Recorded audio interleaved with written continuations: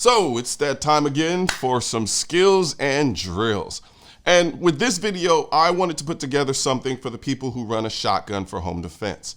Me personally, I don't run a shotgun for home defense. I run a rifle and I run a handgun setup for home defense. However, there are some of you out there who do run a shotgun for home defense. So I figured it'd be a good idea to present some things in terms of the realities that are involved with running a shotgun for home defense that you all could watch and see maybe if there are any holes or gaps in your system, or just pick up some other tidbits of information that you otherwise didn't think about. So this video is gonna come from my time spent with the guys over at Broaddus Defense. And I also wanna thank Federal for providing the shotgun shells for this particular video and the series of videos that I've created from my time with Broaddus Defense. So hope you guys get some valuable information and enjoy the show. So we're in the house. Yep. Not my house, not my house, not your house, but we're in a house. In a house. And everybody's house isn't the same, but for this particular situation, we're on the second floor of this particular house. So kind of talk to me a little bit about what things I might want to think about utilizing a shotgun for home defense in a scenario like Okay, so in our, like you said, in our scenario, we're in a second story. All of the family members are upstairs. We, a good rule that I adhere to is I close all my doors, both downstairs and upstairs, before I go to bed.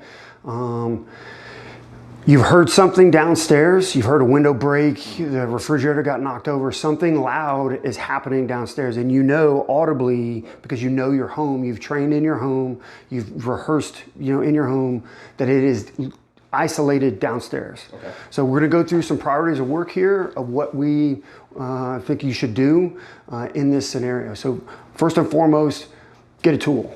Before you finish watching this video, a word from our sponsor. Have you ever thought about making a living in the firearms industry? If you enjoy gun repair, ballistics, and learning about firearms, Sonoran Desert Institute's online courses might just be a good fit for you. To find out more, visit sdi.edu or call 480-999-4767 today. Have a means to defend yourself. So here we're gonna use a shotgun. Then get your family, and you can do this simultaneously, get your family either in a barricaded location, so get accountability of everybody, get a head count, get them barricaded, or if you have a fire ladder or something like that, employ that if that's your method of securing your family. Then you want to get on the phone and start calling law enforcement, okay? These things can happen simultaneously. They don't have to be, completely succinct to where it's like, okay, I do this first, then this. They can all happen, and you can, enlist, the help of your spouse or significant other to, confirm that those things are done, Okay. So for here, gonna go in, grab out of the gun safe. We're gonna grab our shotgun. Best condition possible. So I'm gonna rack it, and then I know my door is closed, okay? I'm just gonna open the door. I'm just gonna open the door, and then and then all the lights are off, right? So, because it's late at night. What I'm gonna do is I'm gonna strong point this doorway right here, okay? And I'm gonna flash where I wanna go with my flashlight. I'm gonna use good flashlight techniques. I see where I wanna go, I see that it's clear, and then I'm gonna start making my way to that point of domination. Now, if you notice, what I did with my shotgun is I moved it up out of my shoulder up here, kind of chopping it at my neck a little bit. That's so that way I can get out of this doorway. I can maneuver the gun around the doorway. There's multiple different techniques. You can do it at the low ready. You can do it at the high ready.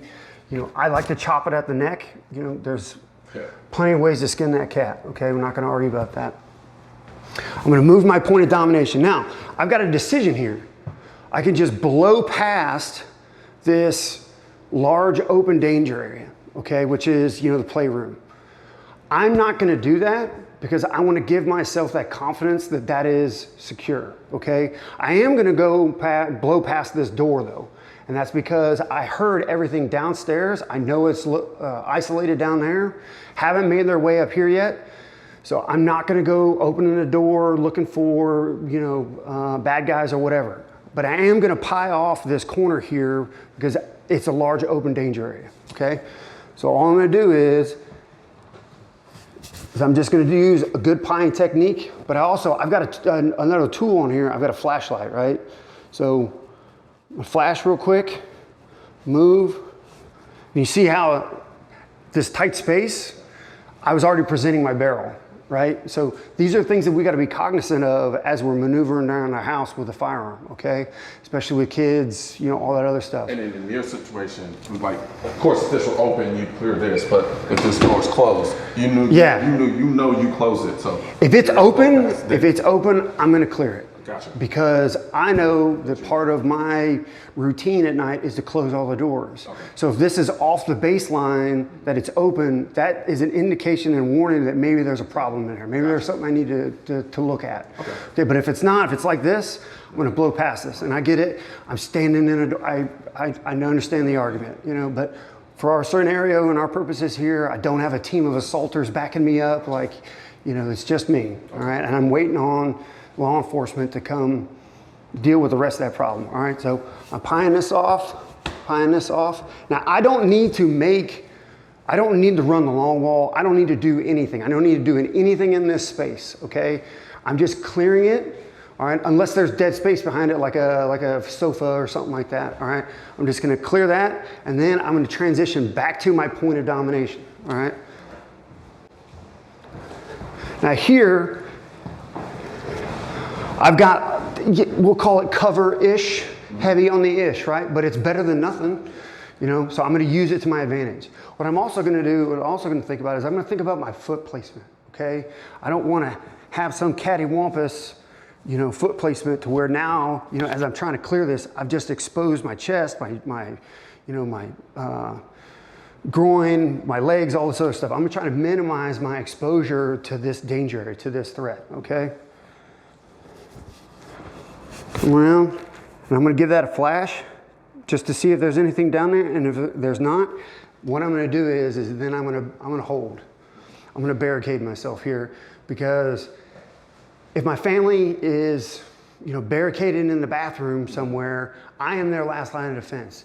So whatever is going on down there, whatever bad guy is down there, he has to come through me to get there, okay?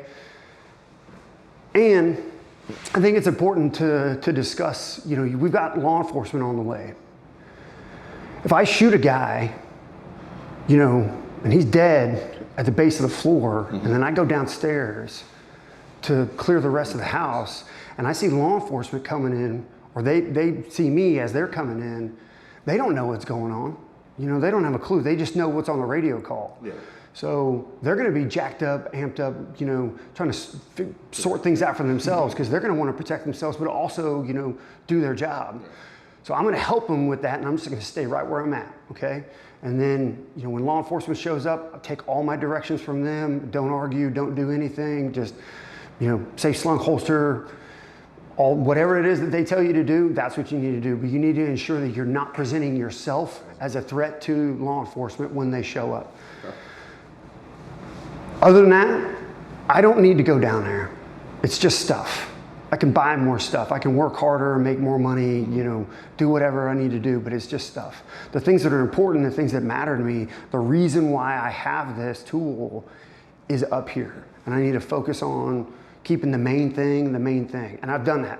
I have achieved a level of success right where I'm at, okay? I don't need to complicate the problem anymore. Now, let's say, for instance, you're by yourself. It's just like, for instance, I have no kids, I have no wife, no. So I'm up here, though. My room's up here, and I get to this point. So at this point, you would recommend me doing the same thing? I would. And well, let me ask you a question. Is there anything down there? A PlayStation. Is there anything down there that would necessitate you going down there because it's a risk to life, limb, or eyesight, to you, as you are right now?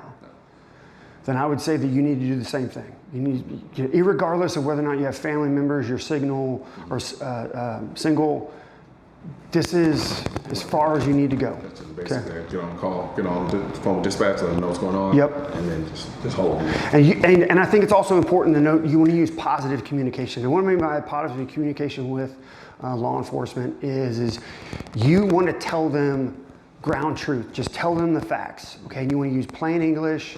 You want to try and not use brevity. You don't want to, because your heart rate's going, right? Like you're at 175. I mean, your pupils are dilated. Your fine motor skills have completely gone to shit.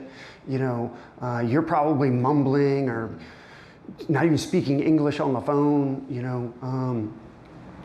What you can also do is if you've got your phone on you, you can just put it on speaker and just plant that sucker right here, and now they can hear everything, and you can talk to them, they can talk to you. But it also does two things. One, yes, it does give your position away because now they can hear it, and law enforcement can also, or not law enforcement, but the bad guys can also hear what you're doing and what law enforcement is telling you to do, all of those things. But in our scenario here, it doesn't really matter because I've achieved my success, or the level of success that I'm after. I don't really care if they do know because law enforcement's coming anyway. Yeah, so they're almost kind of trapped in a sense. Absolutely. So they come through you, and then even then, if they get up here, they're like, absolutely. The cops still coming. And if most likely, and a dispatcher is going to be like, hey, are you armed? Yes, I'm armed. I have a shotgun. I'm in my chonies at the base of the stairs. I'm just staying here until law enforcement gets here. 6'2", blonde hair, blue eyes with a beard. That's what I look like. Gotcha. Just that positive communication, so that way they know, because they're going to relay that to the officers responding. Gotcha. Okay. Let's have you do it.